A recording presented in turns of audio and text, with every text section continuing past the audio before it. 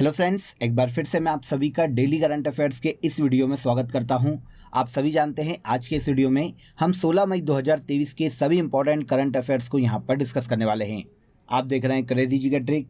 अगर आपको इस टॉपिक की पीडीएफ को डाउनलोड करना है तो आपको क्रेजी जी का ट्रिक के टेलीग्राम चैनल पर या फिर क्रेजी जी का ट्रिक के एप्लीकेशन पर इसकी PDF free of cost available है, तो वहाँ पर जाकर आप इसे ईजिली डाउनलोड कर सकते हैं।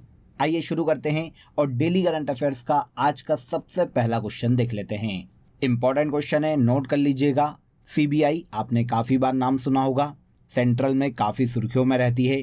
तो हाल ही में सीबीआई मतलब सेंट्रल ब्यूरो ऑफ इन्वेस्टिगेशन के नए निदेशक के रूप में किसे नियुक्त किया गया है? तो देखिए, सेंट्रल ब्यूरो ऑफ इन्वेस्टिगेशन के हाल ही में नए निदेशक प्रवीण सूद को बनाया गया है। प्रवीण सूद जो कि कर्नाटक के डीजीपी थे, अब इन्हें सीबीआई का अगला निदेशक सुबोध कुमार जायसवाल के स्थान पर बना दिया गया है। मतलब अगर एग्जाम में ये क्वेश्चन पूछा जाए कि प्रवीण सूद के पहले सीबीआई के निदेशक कौन थे, तो ये सुबोध कुमार जायसवाल थे। अब इनके स्थान पर कर्नाटक के डीजीपी प्रवीण सूद को सीबीआई का नया निदेशक नियुक्त किया गया है।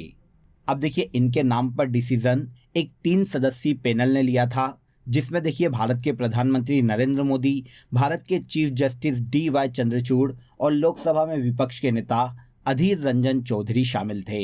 इन तीनों की आपसी सहमति पे, मतलब इस पैनल की आपसी सहमति पे हाल ही में प्रवीण सूद को सीबीआई का नया निदेशक नियुक्त किया गया है।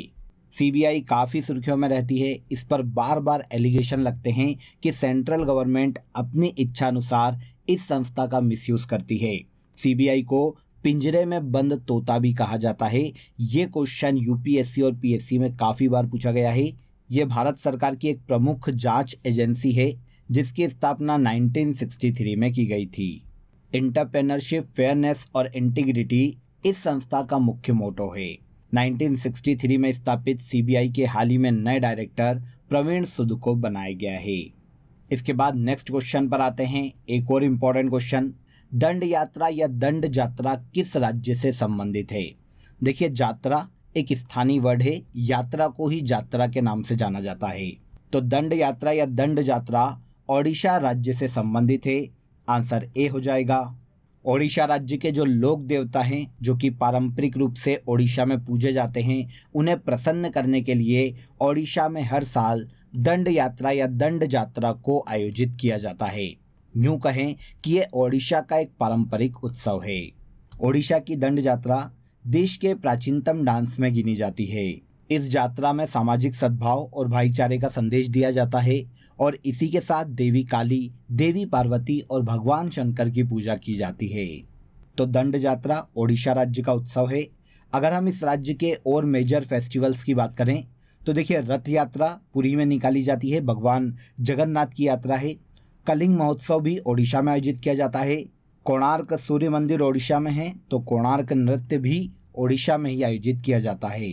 छऊ महोत्सव, माघ सप्तमी, पुरी बीच फेस्टिवल और शीतल षष्ठी, जिसे उत्तर भारत में शीतला सप्तमी के नाम से जाना जाता है, ये ओडिशा राज्य के प्रमुख उत्सव है। तो इन सभी को याद रखिएगा। ओडिशा से सारे पूछे जा सकते हैं, जो भी यहाँ पर मैंने आपको बताए हैं। इजीली एक बार पॉज करके फिर से पढ़ लीजिएगा, क्योंकि एग्जाम में पूछे जाने वाले हैं, यही समझ लीजिए। आइए अगले क्वेश्चन पर आते हैं। आगे आ जाइए। हाल ही में ट्विटर की सीईओ किसे नियुक्त किया गया है? तो ट्विटर जो कि एक सोशल नेटवर्किंग साइट है फ्रेंड्स, हाल ही में इसकी नई सीईओ लिंडा याकारिनो को बनाया गया है।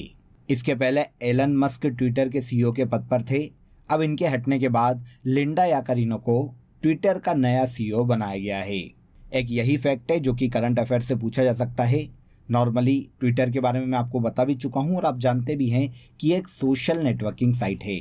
इसकी स्थापना 21 मार्च 2006 को की गई थी और इसका मुख्यालय यूएसए के सैन फ्रांसिस्को में स्थित है। हाल ही में ट्विटर के नए सीईओ लिंडा याकारिनो को बनाया गया है। हिम डाटा पोर्टल किस राज्य सरकार द्वारा लॉन्च किया गया है?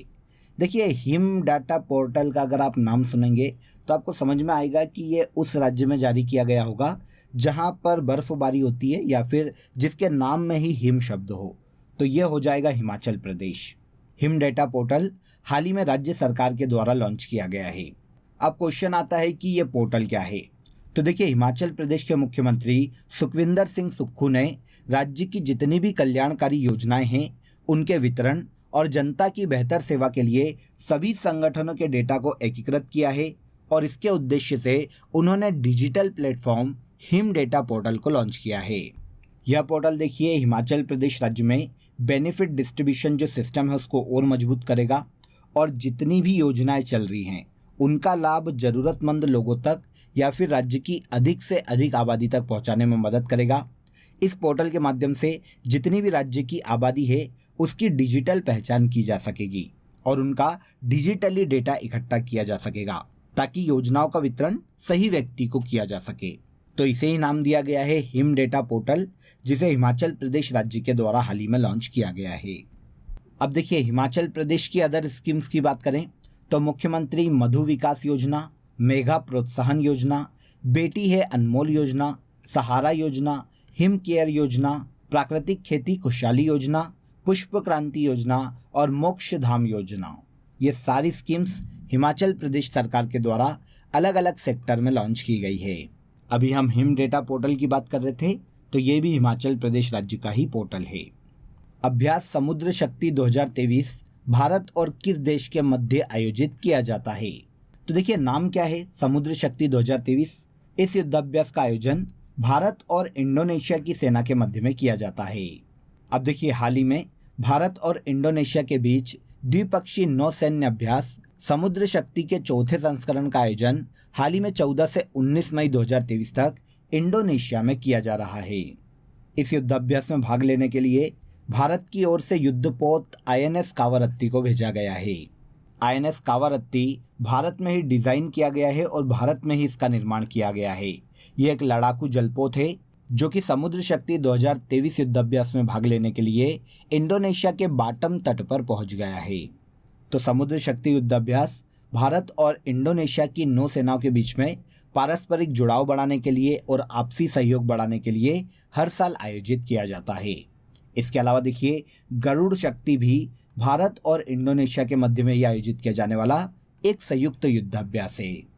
तो गरुड़ शक्ति और समुद्र शक्ति दोनों ही युद्धाभ्यास भारत और इंडोनेशिया की सेना के मध्य में आयोजित किए जाते हैं। नेक्स्ट देखिए, बाकू में आयोजित ISSF शूटिंग वर्ल्ड कप 2023 में भारत ने कुल कितने पदक जीते हैं? तो देखिए, पहला फैक्टर तो आपको ये मिल गया। वैसे हमने लास्ट सेशन में भी इसकी बात की थी काफ़ी बार। ISSF शूटिंग वर्ल्ड कप जो कि 2023 में अजरबैजान के बाकू में आयोजित किया गया है, इस प्रतियोगिता में भारत ने कुल 4 मेडल अपने नाम किए हैं।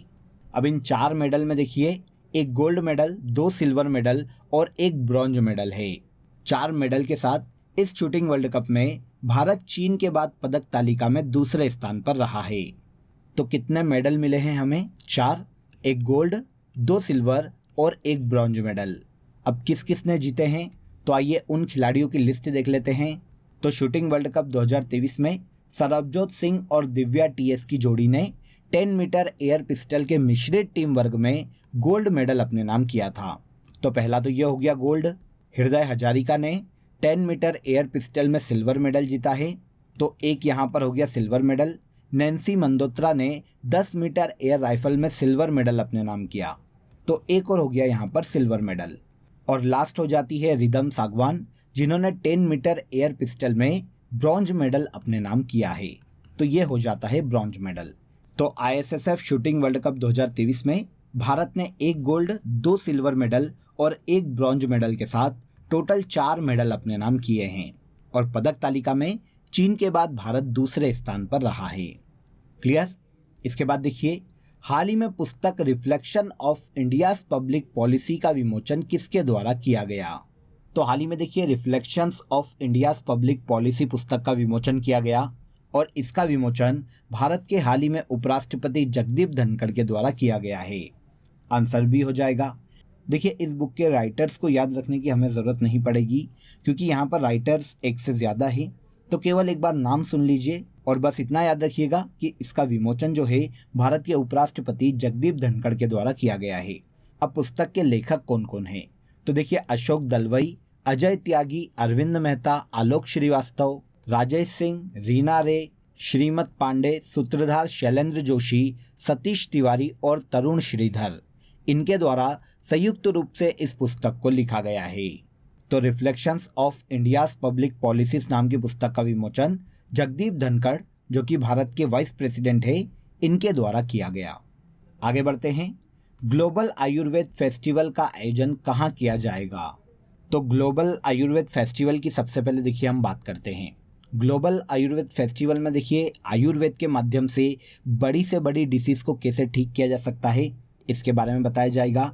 और आयुर्वेद के नॉर्मली प्रमोशन के लिए, आयुर्वेद को प्रमोट करने के लिए इस फेस्टिवल का आयोजन किया जाता है।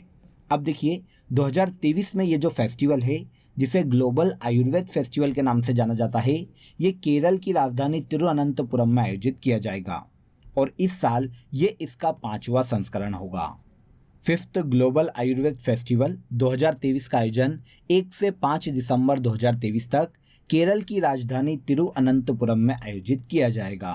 2023 में 5वें ग्लोबल आयुर्वेद फेस्टिवल की थीम की बात करें तो देखिए emerging challenges in health care and resurgent Ayurveda, ये थीम है 5वें ग्लोबल आयुर्वेद फेस्टिवल 2023 की। पर्पस या इम्पोर्टेंस मैं आपको बता ही चुका हूँ। गंभीर से गंभीर स्वास्थ्य बीमारियों से निपटने के लिए आयुर्वेद किस प्रकार से मदद कर सकता है और किस प्रकार से बड़ी बीमारी को ये खत्म कर सकता है, इसके बारे में जागरूकता फैलाने के लिए इस फेस्टिवल का आयोजन किया जा रहा है। इस फेस्टिवल में दुनिया भर के जितने भी आयुर्वेद चिकित्सक, शोधकर्ता या फिर जितने भी सर्विस प्रोवाइडर हैं, वो सभी शामिल होने वाले हैं। दिसंबर 2023 में इस फेस्टिवल का आयोजन केरल के तिरुवनंतपुरम में किया जाएगा, जो कि 5वां ग्लोबल आयुर्वेद फेस्टिवल होगा। एक और क्वेश्चन देखिए, हाल ही में किस देश द्वारा इच्छा मृत्यु को कानूनी मान्यता प्रदान की गई है? तो देखिए इच्छा मृत्यु की अगर हम बात करते हैं तो पहले तो ये कंडीशन समझिए कि हर व्यक्ति को इच्छा मृत्यु की कानूनी मान्यता नहीं दी जाती। इच्छा मृत्यु उनके लिए दी जाती है जो बहुत ही क्रिटिकल डिसीज से परेशान हैं या फिर ऐसी किसी गंभीर बीमारी से परेशान है जो कि खत्म नहीं हो सकती और उसके माध्यम से व्यक्ति बहुत ही प्रॉब्लम में आकर अपने प्राण त्याग रहा है। तो ऐसे व्यक्तियों के लिए ही इच्छा मृत्यु का प्रावधान अगर किसी देश में किया भी गया है तो दिया जाता है। ठीक है, अब भारत में तो इच्छा मृत्यु पूरी तरह से बैन है, लेकिन हाल ही में देखिए पुर्तगाल, जो कि एक यूरोपीय देश है, इसने अपने यहाँ पर इच्छा मृत्यु को कानूनी मान्यता प्रदान कर दी है। तो हाल ही में इच्छा मृत्यु को कानूनी मान्यता देने वाला देश बन गया है यूरोप का देश पुर्तगाल। अब देखिए किसी भी व्यक्ति को पुर्तगाल में इच्छा मृत्यु देने के सर्कमस्टांसेस क्या होंगे, प्रावधान क्या होंगे, लॉ कैसा होगा?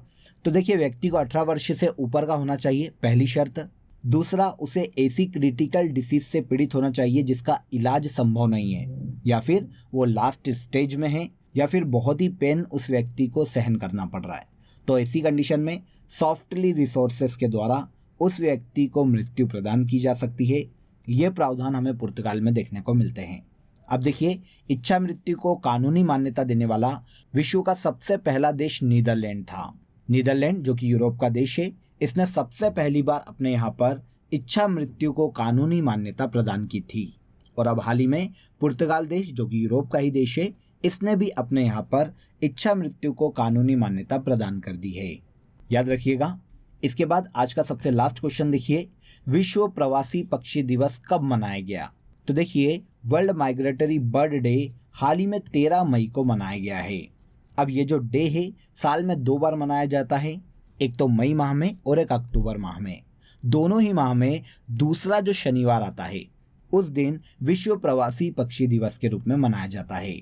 मई माह में ये डे 13 मई को आया था, तो इसे 13 मई को मनाया गया था।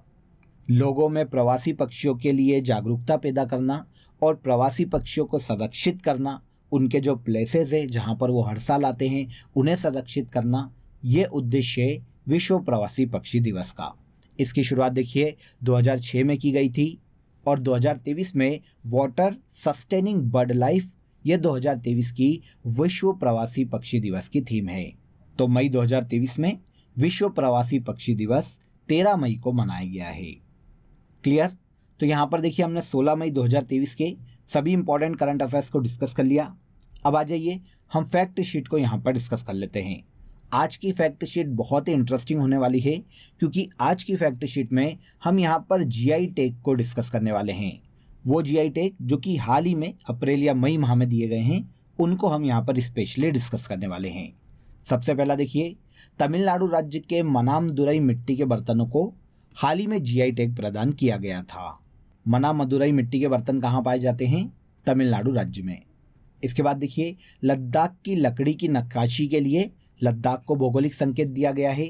मतलब इस लकड़ी की नक्काशी जो कि लकड़ी पर की जाती है, इसे हाल ही में भौगोलिक संकेत प्रदान किया गया है। किस राज्य की लकड़ी की नक्काशी है? तो ये लद्दाख राज्य की है। इसके बाद जम्मू कश्मीर के कठुआ जिले की विश्व प्रसिद्ध बसोहली पेंटिंग को हाल ही में जीआई टैग प्रदान किया गया है। मध्य प्रदेश राज्य से देखिए काफ़ी सारी वस्तुओं को जीआई टैग दिया गया है, जैसे गोंडी कला, गोविंदगढ़ आम, शरबती गेहूं और बाटी का शिल्प। ये मध्य प्रदेश की वस्तुएं हैं जिन्हें हाल ही में जीआई टैग प्रदान किया गया है। मनामदुरई मिट्टी के बर्तन के अलावा तमिलनाडु के कुंभम अंगूर को भी हाल ही में जीआई टैग प्रदान किया गया था। असम राज्य के असमिया गमोचे को भी हाल ही में जीआई टैग दिया गया है। ये असमिया गमोचा या फिर जो गमछा होता है, जो कि एक कपड़ा होता है ना, गर्मी में मुंह बांधते आपने देखा होगा, तो वो असमिया गमोचा जो कि असम में बनाया जाता है, उसे असम में जीआई टैग दिया गया है। इसके अलावा महाराष्ट्र राज्य के अलीबाग सफ़ेद प्याज को भी जीआई टैग दिया गया था, और तेलंगाना राज्य के तंदूर रेड ग्राम जो कि एक तुअर दाल है जो कि तेलंगाना में पाई जाती है, इसे भी हाल ही में जीआई टैग प्रदान किया गया है। तो ये कुछ ऐसी वस्तुएं हैं जिन्हें अप्रैल या मई माह में हाल ही में जीआई टैग दिया गया है। अब आ जाइए, हम 15 मई 2023 के जो करंट अफेयर्स हमने लास्ट डे में डिस्कस किए थे, उनको एक बार यहाँ पर रिवाइज कर लेते हैं। पहला देखिए, एस्ट्रोनॉमिकल सोसाइटी ऑफ इंडिया का पहला Govind Swarup life time achievement पुरस्कार किसे प्रदान किया गया? तो ये देखिए, पहला Govind Swarup life time achievement पुरस्कार है जो कि हाल ही में प्रोफेसर जयंत विष्णु नार्लिकर को दिया गया है। हाल ही में बुद्धम शरणम गच्छामि प्रदर्शनी का उद्घाटन नई दिल्ली में किया गया है। इसके बाद हमारा कल का थर्ड करंट अफेयर था, हाल ही में badminton world federation hall of fame में किसे शामिल किया गया? तो badminton world federation hall of fame में बैडमिंटन खिलाड़ी लिंडेन और ली चोंग वेई को शामिल किया गया है। इसके बाद democracy in coma, silenced voice of woman victim in Bengal नामक पुस्तक का विमोचन हाल ही में बीजेपी के राष्ट्रीय अध्यक्ष जेपी नड्डा के द्वारा किया गया है। IBA mains world boxing championship 2023 में भारतीय खिलाड़ी दीपक भोरिया ने 51 किलोग्राम भार वर्ग में ब्रॉन्ज मेडल अपने नाम किया है। कोलकाता में स्थित श्यामा प्रसाद मुखर्जी बंदरगाह का चेयरमैन हाल ही में किसे बनाया गया? तो कोलकाता स्थित श्यामा प्रसाद मुखर्जी बंदरगाह का हाल ही में नया चेयरमैन रथेंद्र रमन को बनाया गया है। एक परियोजना कल हमने पढ़ी थी, गजपति सिंचाई परियोजना। ये भारत के ओडिशा राज्य में शुरू की गई है। मंकी पॉक्स बीमारी या एम पॉक्स का वाहक वायरस है। ये वायरस से होने वाली डिसीज है। हाल ही में रीजनल इकोनॉमिक आउटलुक रिपोर्ट किसके द्वारा जारी की गई? तो रीजनल इकोनॉमिक आउटलुक रिपोर्ट को इंटरनेशनल मॉनिटरिंग फंड के द्वारा जारी किया जाता है। लास्ट देखिए, राष्ट्रीय सांख्यिकी कार्यालय द्वारा जारी आंकड़ों के अनुसार अप्रैल 2023 में भारत की खुदरा मुद्रास्फीति कितनी है? तो राष्ट्रीय सांख्यिकी कार्यालय द्वारा जारी हाल ही के आंकड़ों के अनुसार अप्रैल 2023 के लिए भारत का रिटेल इन्फ्लेशन रेट 4.7% रहा है। तो ये 10 करंट अफेयर्स थे जो कि हमने लास्ट डे डिस्कस किए थे। अब आज के लिए आपका क्वेश्चन ऑफ द डे है, कथक नृत्य भारत के किस राज्य का प्रसिद्ध नृत्य है? इसका आंसर आपको कमेंट में देना है। भारत के पर्व, मेले, त्योहार, नृत्य, यहाँ से एग्जाम में काफ़ी क्वेश्चन हमें देखने को मिलते हैं। स्टैटिक पोर्शन भी काफ़ी पूछा जाता है। तो आई होप आप कमेंट बॉक्स में इसका आंसर ज़रूर दे पाएंगे। कमेंट में मुझे ज़रूर बताइएगा कि कथक नृत्य भारत के किस राज्य का प्रसिद्ध नृत्य है। अगर आपको ये सेशन पसंद आया हो तो वीडियो को लाइक और शेयर कर दीजिए, चैनल को सब्सक्राइब कर लीजिए। हम इसी तरह आपके लिए डेली करंट अफेयर्स लाते रहते हैं, तो डेली इसे फॉलो कीजिए। कल फिर मुलाकात करेंगे आपसे 17 मई 2023 के करंट अफेयर्स में। तब तक अपना ख्याल रखिए। जय हिंद, जय भारत।